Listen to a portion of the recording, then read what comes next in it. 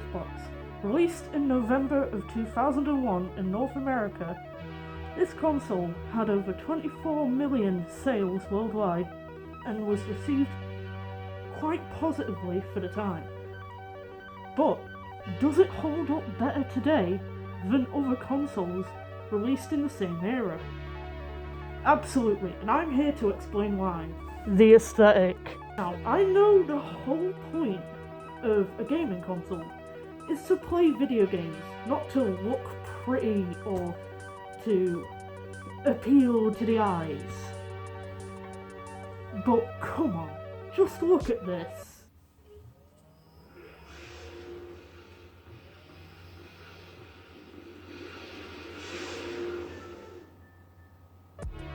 The original Xbox, honestly, in my opinion, kind of feels like a mad scientist's personal gaming console, which is an aesthetic I just can't help but obsess over, as someone who, has been obsessed with mad scientists as a trope since early childhood. In a retrospective video detailing the long and storied history of the Xbox brand, Horace Luke, one of the designers for the original Xbox, said, and I quote, "The whole idea was this nuclear reactor almost, trying to hold this energy inside that is so intense. That sense of escape and that sense of capability and power is what we tried to create with this green portal, and inside there, everything is possible." That's what he said about the boot up animation for the original Xbox, and honestly, I think they absolutely nailed it. Every part of the original Xbox, from the boot up animation to the dashboard, feels alive, like some sort of crazy experiment fueled by curiosity and hunger for power. The Duke. Now, the Duke is admittedly an absolute affront to all that is right in this world. But damn it, it's a lovable affront to all that is right in this world. Sure, it's hideous, unsightly, and really not ergonomic at all. But you just can't help but feel piteous and sympathetic towards it. I mean, come on.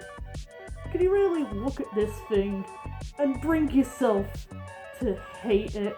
The hard drive. The original Xbox was the first ever console to have a hard drive, instead of just reading data directly from the games themselves or relying on flash memory devices and removable storage. It also leaves a lot more room for both save data and for non-game media such as audio ripped from CDs. Native 1080p and widescreen support. That's right, unmodded stock original Xboxes have native support for both 1080p and widescreen video, making them surprisingly advanced for their time, and great for using even in the modern day. It's truly incredible just how much Microsoft prepared for the future when making the original Xbox. It's almost as if they knew autistic guys like me would obsess over them to the point of having one in 2026. Versatility. The original Xbox, as well as being a brilliant gaming console, was also surprisingly versatile as a media center for the living room. It has the ability to rip audio CDs and save the audio to the console, meaning you can listen to music whenever you want with it.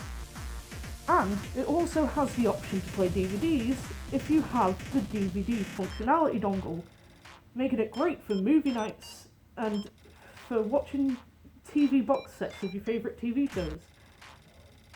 I do actually have the DVD dongle, but I don't have a remote for it yet, so I'll need to buy that.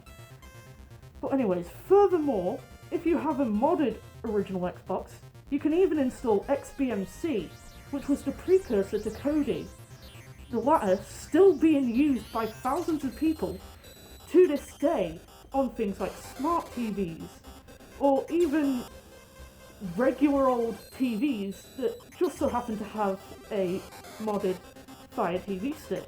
The soundtrack feature. Of course, the ability to rip audio from CDs isn't just useful for listening to music without a PC, phone, or dedicated audio player. The original Xbox also had a pretty neat little trick up its sleeve, the soundtrack feature. It's like Vib Ribbon's custom audio feature, but like 20 times more extreme because it's a system-wide thing. Basically, when you save ripped audio as a soundtrack, you can actually replace an existing game's soundtrack with your own music. Sure, only some of the games work with this feature, but it's still an insanely cool feature. Plus, hilarity can quickly ensue.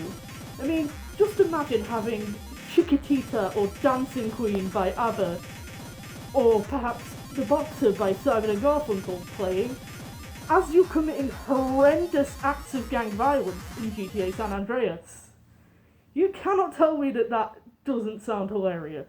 The games. Of course, you just can't have a gaming console without games. Xbox Series X. But at the same time, you don't want a huge plethora of games so similar to each other that they all blend together in the same benign, inane drivel. Modern AAA games. The original Xbox absolutely knocks this out of the ballpark. Its library includes a beautifully varied and unique assortment of titles, such as Mad Dash Racing, a zany, fast-paced, on-foot racer with fun characters and pretty solid gameplay. And of course, Goblin Commander, a game I can only describe as a Pikmin-like, but a lot more action-oriented. And of course, Rayman 3, an absolute timeless, infinitely replayable classic.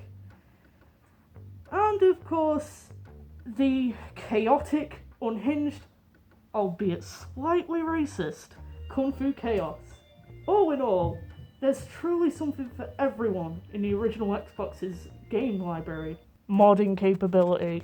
Due to a combination of the original Xbox using hardware you could find literally anywhere, a lot of the original Xbox's code being recycled from Windows 2000, and a strong, tight-knit modding community that's still active to this day, it's never been easier to mod the original Xbox.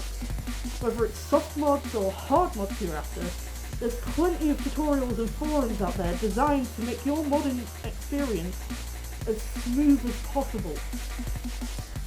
And even if you mess up along the way, it's pretty damn easy to fix any issues you bump into. The elephant in the room. Of course, there are a couple of glaring issues with the original Xbox, but there are solutions to said issues, which we will get into right now. Now, unfortunately, the original Xbox doesn't have a HDMI port, which makes it harder to use with modern TVs and monitors. However, you can get around this issue by using Make Megahertz's Xbox HD Plus hard modding kit. Or you could just do what I did and use an absolute human centipede of an adapter combination. Sure, it's an affront to the eyes and would make a Rat King weep, but it works. Now, there's also the clock capacitor issue. Before the 1.6 revision models, Microsoft used the cheapest capacitors they could find for the original Xbox's clock function. Worst mistake imaginable. These capacitors are very prone to leaking or just straight up bursting and spilling acid all over the motherboard, which is something you really do not want because it can cause very bad corrosion, which can cause parts to either not work as efficiently or just straight up not work at all. However, there are plenty of tutorials for fixing this issue by simply yanking out the original capacitors and replacing them with modern ones with the same specs. Or, if you're as lucky as me, you could even find a 1.6 revision Xbox which doesn't have such glaring issues anymore. I might, one day go under the hood and replace the capacitors anyway, just to be on the safe side. But, for now, I'll just, take what I've got. I'll, be happy with the fact that I got so incredibly lucky. Conclusion. In conclusion, while the original Xbox does have its issues, It's also an incredibly brilliant console that still holds up well to this day, and you just can't help but love it. Thank you for watching. Be sure to subscribe for a variety of content such as more episodes of Ramblings of a Madman, comedy sketches, and more. Oh, don't, I'm not your dad. Anyways, bye for now. The hard drive.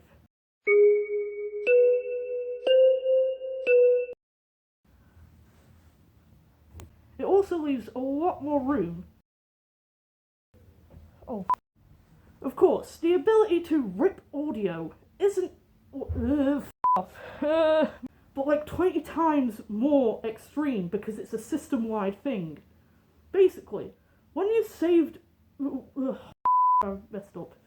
I can edit in post. Basically, its library includes a beautifully varied and unique type. I messed up.